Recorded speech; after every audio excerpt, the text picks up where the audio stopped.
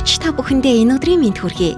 FM 104 эрүүл амьдралын радио болон сэтгцэн эрүүл мэндийн үндэсний төв хамтран өсвөр үеийнхэн залуучуудаа COVID-19-ийн халдвар хөл хорионы үед сэтгэл зүйгээ яаж эрүүл байлгах вэ?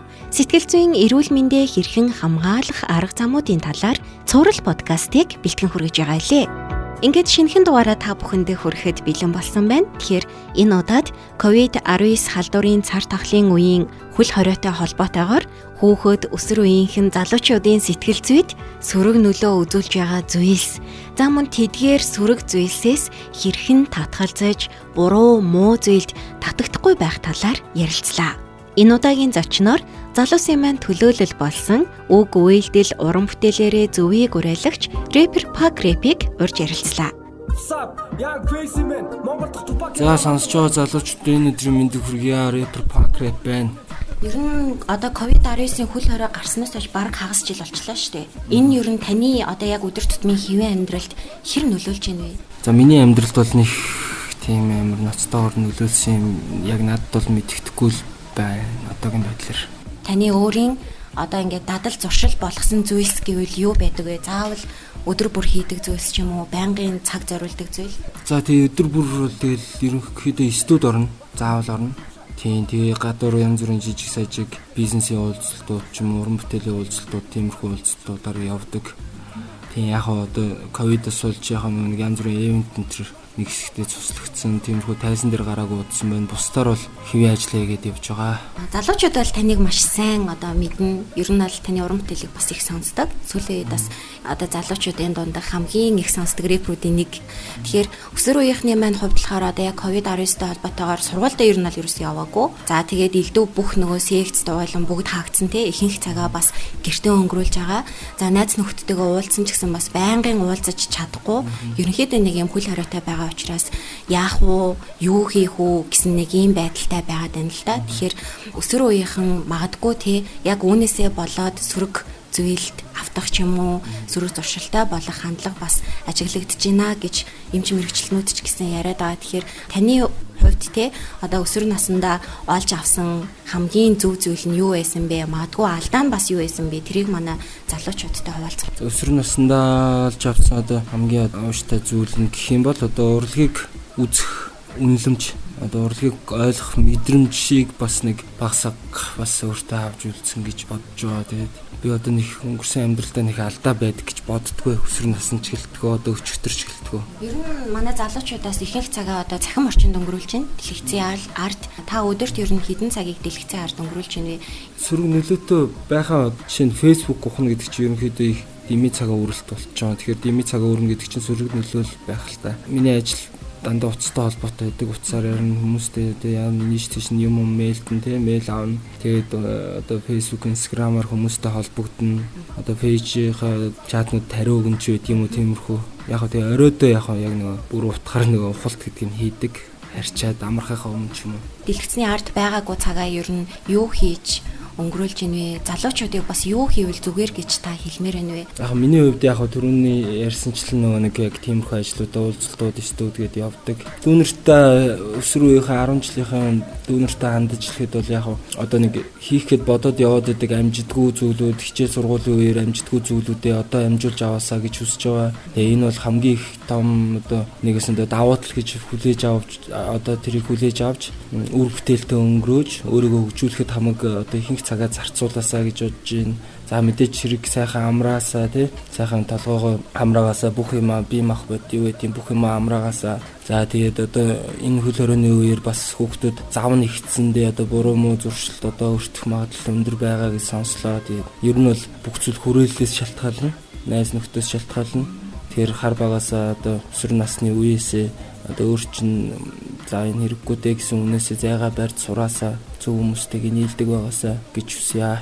Сэтгэл зүй гэдэг ер нь одоо таны хувьд ч гэсэн магадгүй уран бүтээл тойрдог хүний хувьд тэр тухайн үеийн сэтгэл зүй их чухал байх л та. Тэгэхээр сэтгэл зүйгээ та ер нь өөрөө яаж хамгаалдаг? За сэтгэл зүгээ хамгаалахын тулд одоо дуу хөгжмөл сонсч одоо үгээ бичин яг мэдээж хүн болгон сэтгэлээр ундаг, хүн болгон ганцаарлагч ганцаараа туулаагүй гэдэг үг байдаг. Хүн болгон дор хаан чим ганцаарч идэг, тэрийг гаднаа илэрхийлэхгүй л гэж байгаа. Би илэрхийлждэг, би хэлждэг, надад хэцүү байна, юм байна гэдээ ойр дотныхондоо хэлждэг, ярьцдаг. За үнэхээр бүр болохгүй л одоо rhyme гэдэг одоо хипхоп шүлэг бичгээс гадна яруу найраг бичих сонирхолтой тэрэн дээрээ тусгаад өгчдөг.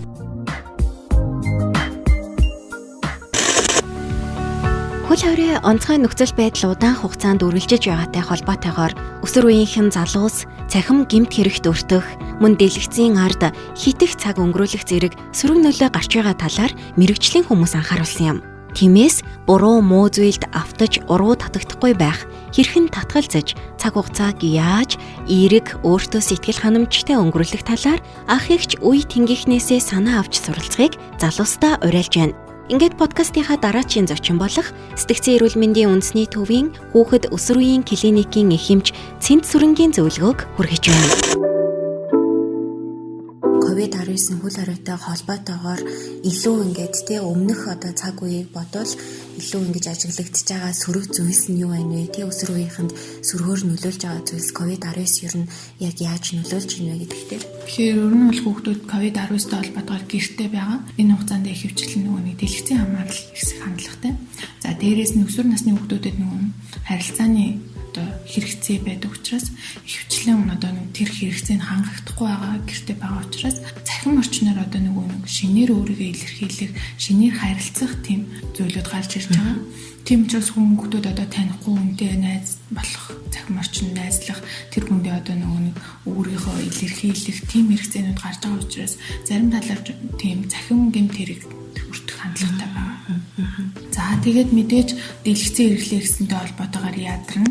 За тэгээд мэдээж сэтгцийн хувьд одоо сэтгэл зүйн хувьд хараат байдалд орсонтой холбоотойгоор зан аашийн хувьд өөрчлөгдөв, зан үлийн хувьд өөрчлөгдөв, сэтгэл хөдлөлийн хувьд өөрчлөлтүүд гарч ирж байна. Яг ийм байдлаар одоо магадгүй танай төв дээр ирж эмчилгээ зөвлөгөө авч байгаа хүүхдүүдийн тоо ер нь нэмэгдсэн үү? Харьцангуй бол нэмэгдсэн. Одоо дэлгэцийн хэрэглээ бол нэмэгдсэн хандлагатай байгаа. Дэлгэцийн хэрэглээнээс гадна тэрнтэй холбоотойгоор үүсдэг одоо эмгэгүүд байна л да. Одоо мэдрэл сүлдэл эсвэл одоо булчин татгах эмгээг, за тэгээд зан үлийн эмгэгүүд нэмэгдэх хандлагатай. Одоо хүүхд гэлтгүй том хүмүүс ч гэсэндээ ер нь бол их одоо ихэнх цагаа дэлгэцтэй өнгөрүүлж байна да. Тэгэхээр яг энэ зүйлээс яаж одоо өөрсдийгөө урьдчилан сэргийлж өдөрт ер нь хэдий хэр хэмжээтэйгээр яаж ашиглавал зүгээр вэ? Энэ үед ер нь хүүхдүүдэд ямар зөвлөгөө өгөх вэ? Тэгэхээр ихэвчлэн бол нөгөө нэг эцэг их нь анхаарал тавихгүй, яг энэ дэлгэцийн хэрэглээнд хяналт тавихгүй байгаа учраас хүүхдүүд тэрийг бол өөрсдөө бол мэддэггүй. Ээж аав нь үлгэрлэн дуурайлгаад өөрсдөө цахим хэрэглээн дээрээ дэлгэцийн хэрэглээндээ анхаарал тавиад илүү их цагийг хүүхдүүдийг өнгөрүүлэх юм бол энд бол хяналт тавиад аж болно. Цогцтой хэрэглээ гэдэг юмыг хүүхдүүд маань өөрсдөө мэдхгүй байгаа учраас энэ дээр нь хэн нэгэн хэлж зөвлөх шаардлага гарч байна. За 0-2 насны хүүхдүүд бол угаасаа дэлгэцийн хэрэглээ одоо таблет утас ямар ч үзэх тийм стандарт бол байхгүй. За тэгээд 2 наснаас 12 нас хүртэл бол 2 цаг энэ 30-30 минутын зайтай 15 минут завсарлаад үзэх тийм хэрэгцээ. Тэгэхээр эцэгчүүд өөрсдөө утсаа үзээд лаах юм бол энийг нөгөө нэг зөв юм байна гэж ойлгодог хүүхдүүд. Тэгсэн хэрний эцэг их нь за чи энийг үзэж болохгүй шүү гэж хэлдэг. Тэнгүүд ийм нэг зөрчилдсөн хариу оруулаад гараад идэг. Энийг хүүхдүүд маань ойлгохгүй яагаад намайг битгий үз гэж хэлжээ дээж аав маань өөрсдөө үзээд байгаа юм бэ гэсэн хандлага гарч ирээд тэгвэл би үзэж болох юм шүү гэд ингээ ойлгодог. Тэнгүүд буцаангууд ингээ хүүхдтэй хэлээд өгнөд хүүхд маань энийг хүлээж авдаггүй өөрсдөө эмчин гэсэн байдлаар ханддаг.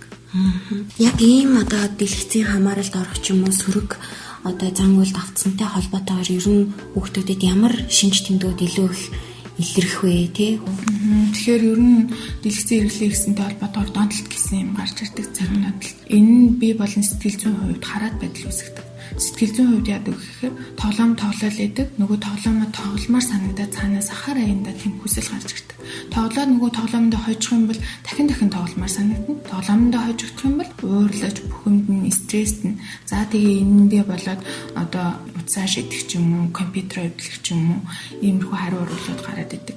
Тэгээд өөрөө ууртай, ааштай болон цочрол хэсэлтийн шинжүүд эхлэн амархан юмд бухимдна. Тэрийг одоо өөрөө мэдэхгүй яагаад уурлаад байгаа бол мэдэхгүй. Ийм хар аяндаа ийм сэтгэл хөдлөлүүд гараад. Татгалзахын тулд яах ёстой вэ гэдэгт дээр зөвлөх. Тэгэхээр зохистой хэрэглээ гэдэг юмыг л барих хэрэгтэй. Яг 30 минут үзлээ, 15 минут засварлаа. За тэгээ энэ дээр болохоор яг өөртөө хэрэгтэй юм а тий. Одоо за өнөөдөр яг энийг л үзэх бол тэр зүйлээ үзэл одоо зохистой хэрэглээ тий. Зохистой хэрэглээг ээж аав нь гэр бүлээрээ л дадал болгох тий. Чи ганцаараа биш, радио цуврал подкастын маань шинэхэн дугаар энэ хүрээд өндөрлөж байна. Залуус та бүхэн хэн нэгнээс тусламж авахаас битгий татгалзаарай. Нэвтрүүлгийн төгсгөлд гарах утаснуудаар холбогдож мэдээлэл зөвлөгөө тусламж авах боломжтой шүү.